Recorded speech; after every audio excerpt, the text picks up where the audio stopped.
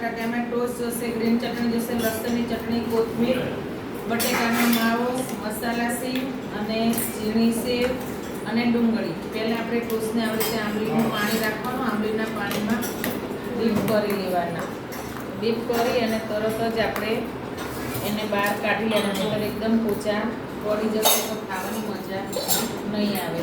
પછી આની ઉપર લગાવવાની લસણની ચટણી,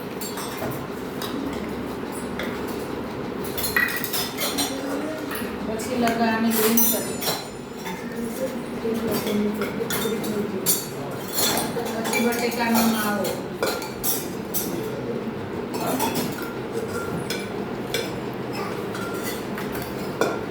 પછી મસાલા સિંગ,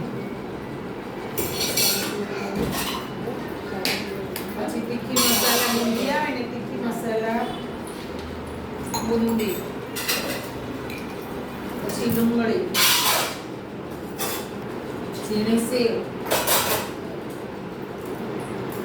લાસ્ટમાં કોથમીર. આ બની જાય પછી રોસ્ટ બહુ જ મસ્ત લાગશે. એકવાર બનાવીને ઘરે ટ્રાય કરો.